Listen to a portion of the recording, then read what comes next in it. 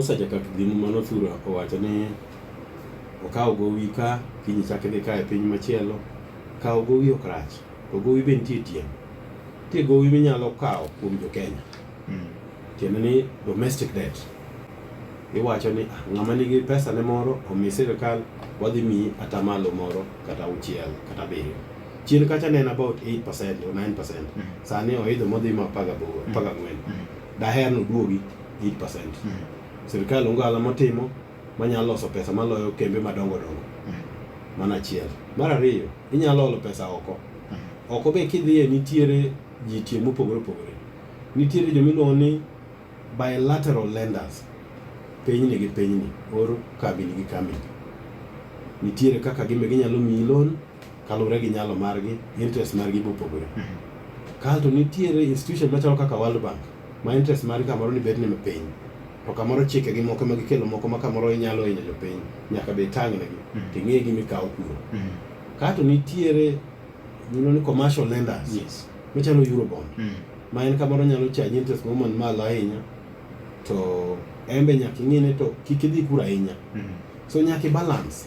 To Kenya is a middle income country. Omiyo access to gimachalo kaka multilateral kata commercial lenders ko gin gi access. Okay. Nikech ne ogolwa e kidieny mag pinje modhier mogik manyalo yudo loan e yo mapiny ahinya. Ing'eni ng'ato ne winjo ka wacho ni Uganda gi Tanzania ohingowa. Adieri sani lwasi margi bedo ber malowa. To gin pinje modhier.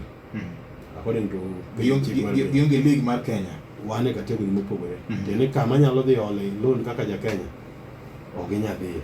To gimbe kama giole loan kata kamba yud to same iwacho ni wago interest wawe gowi gi. Gini nyawene gi gowi to wan ok weno gowi. Nikech ne wadhi e kiwango mamalo. Nikech sama ne watimo rebasing mar GDP marwa in 2013 ma koro wan e kidieny mamalo. Omiyo telo makare maneno ni ushuru tiyo makare ema nyaka wagore. Okay. Mana ma bro miyo economy marwa kod uchumi marwa chung' motegno. Mar ariyo, awuoye tax to GDP ratio. Yes. Atamalo 15 mar GDP marwa. Ma is almost 15 trillion now. Mwandu marwa moriwo kanyakla kaka jo Kenya. Moriwo kaka jo Kenya. Ema biro kaka tax.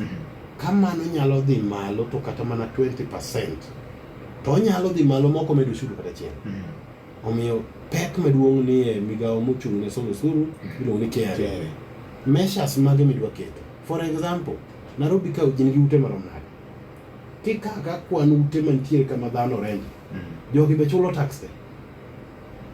Iwach ni en 7.5% chakre income tax. Nitiere 7.1. Ki choma kanyo mitimo maber moko ne KRA temo sensa mag kelo technology moro. Mane nyalo menyo ute gi te. Tigi migepe aina ka molo medo usuru. Tibo yudo ka bedo mayot. But kama wantie ka ok watimo mago to nyaka wapenjre penjo ere kuma dhi golo pesa mondo uchumi wa odongi mondo wachung gope ma wan go. Radio Ramogi ka chunya